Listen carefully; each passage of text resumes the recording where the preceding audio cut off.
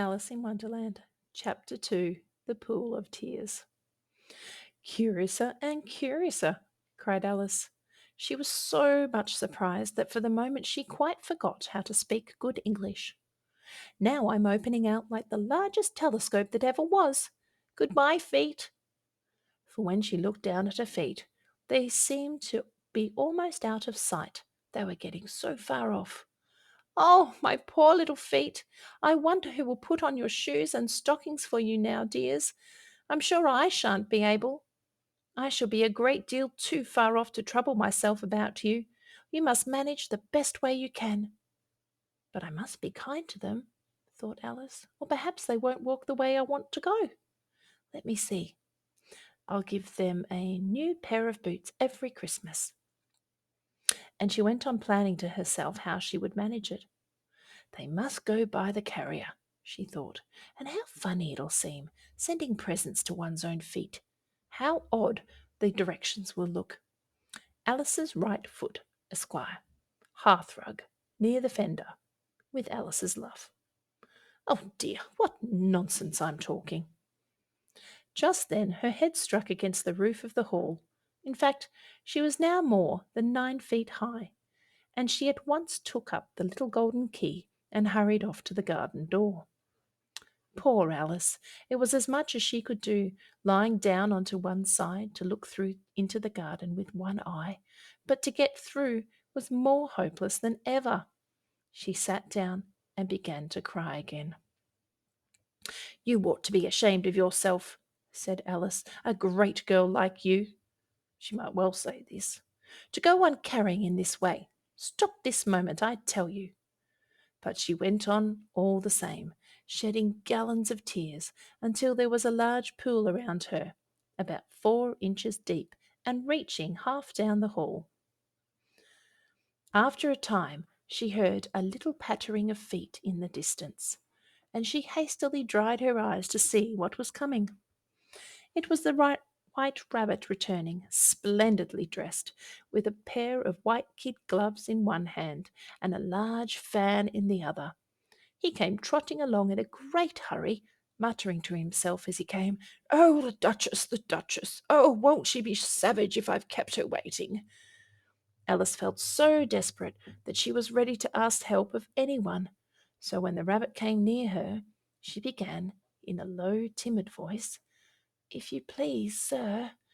The rabbit started violently, dropping the white gloves and the fan, and scurried away into the darkness as hard as he could go. Alice took up the fan and gloves, and as the hall was very hot, she kept fanning herself all the time she went on talking. Dear, dear, how queer everything is today. And yesterday things went on just as usual. I wonder if I've been changed in the night. Let me think. Was I the same when I got up this morning? I almost think I can remember feeling a little different. But if I'm not the same, the next question is, who in the world am I? Ah, that's the great puzzle. And she began thinking over all the children she knew that were of the same age as herself, to see if she could have been changed for any of them. I'm sure I'm not Ada, she said, for her hair goes on in such long ringlets, and mine don't go in ringlets at all. And I'm sure I can't be Mabel, for I know all sorts of things, and oh, she knows such a very little. Besides, she's she, and I'm I, and oh dear, how puzzling it all is. I'll try if I know all the things I used to know. Let me see. 4 times 5 is 12, and 4 times 6 is 13, and 4 times 7 is... Oh dear, I shall never get to 20 at that rate. However, the multiplication table doesn't signify. Let's try geography. London is the capital of Paris, and Paris is the capital of Rome, and Rome... No, that's all wrong. I'm certain. Then I must have been changed for Mabel. I'll try and say, how doth the little... And she crossed her hands on her lap, as if she were saying her lessons, and began to repeat it, but her voice sounded hoarse and strange, and the words did not come the same as they used to do. How doth the little crocodile improve its shining tail, and pour the waters of the Nile on every golden scale? How cheerfully he seems to grin, how neatly spread his claws, and welcome little fishies in with gently smiling jaws. I'm sure those are not the right words, said Alice, and her eyes filled with tears again as she went on. I must be Mabel after all, and I shall have to go and live in that poky little house, and have next to no toys to play with, and oh, ever so many lessons to learn. No, I've made up my mind about it. If I'm Mabel, I'll stay down here. It'll be no use their putting their heads down and saying, Come up again, dear. I shall only look up and say, Who am I then? Tell me that first, and then, if I like being that person, I'll come up. If not, I'll stay down here till I'm somebody else. But, oh dear, cried Alice with a sudden burst of tears, I do wish they would put their heads down.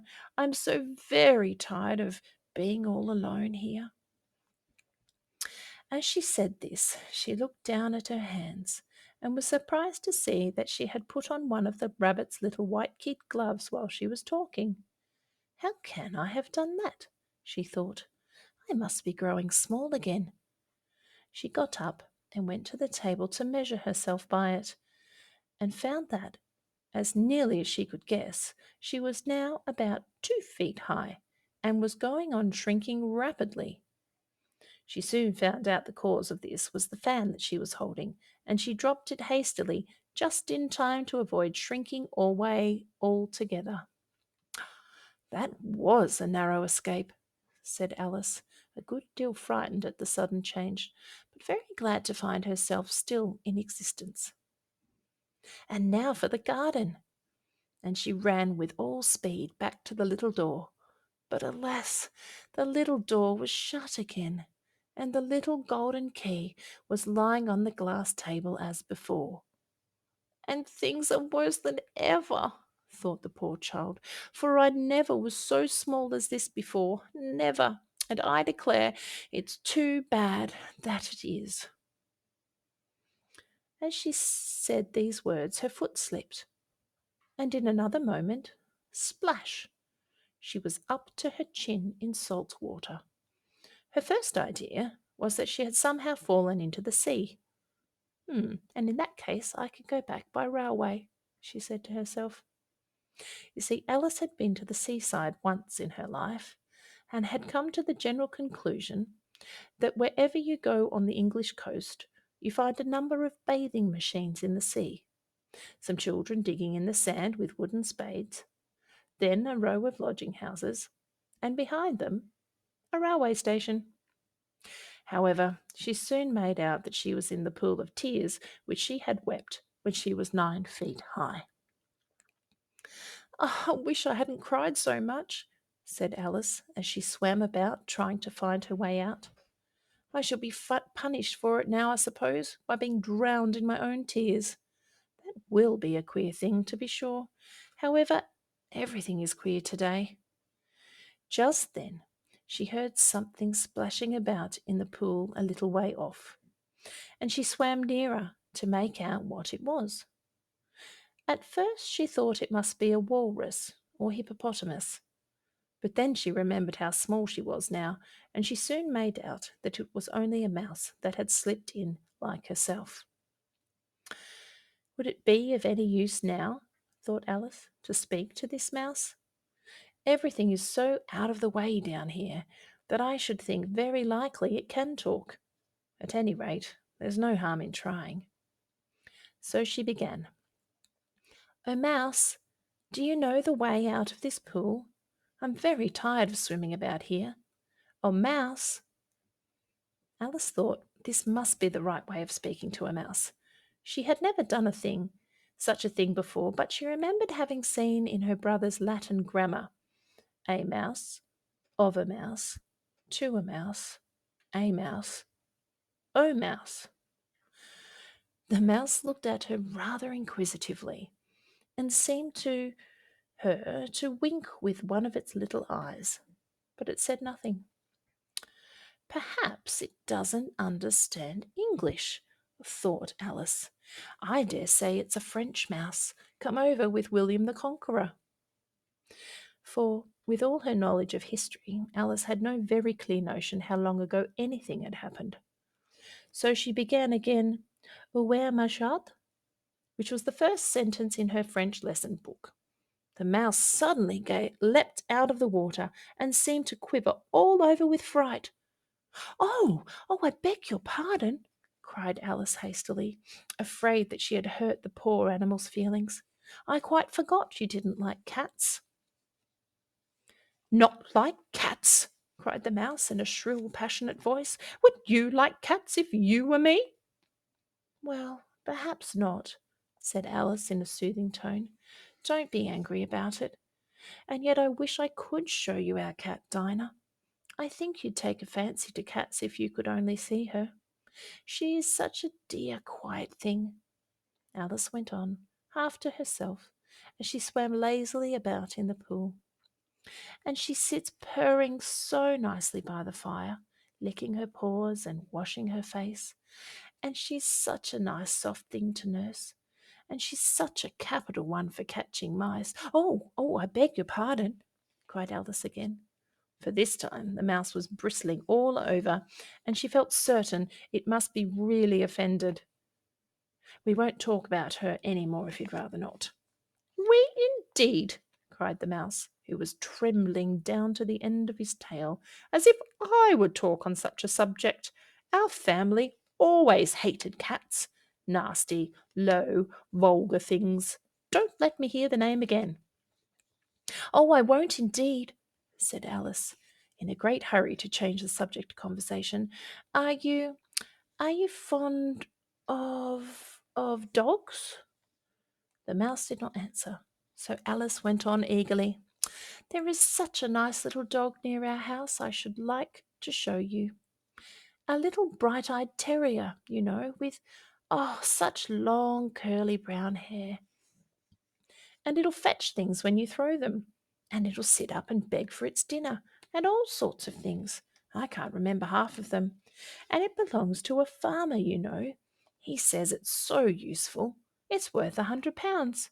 He says it kills all the rats and— Oh, dear, cried Alice in a sorrowful tone. I'm afraid I've offended it again. For the mouse was swimming away from her as hard as it could go, and making quite a commotion in the pool as it went.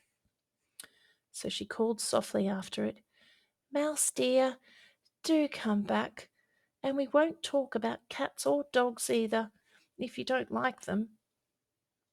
When the mouse heard this, it turned round and swam slowly back to her. Its face was quite pale with passion, Alice thought, and it said in a low, trembling voice, Let us get to the shore, and then I'll tell you my history, and you'll understand why it is I hate cats and dogs. It was high time to go, for the pool was getting quite crowded with the birds and animals that had fallen into it. There were a duck and a dodo, a lory and an eaglet, and several other curious creatures. Alice led the way, and the whole party swam to the shore.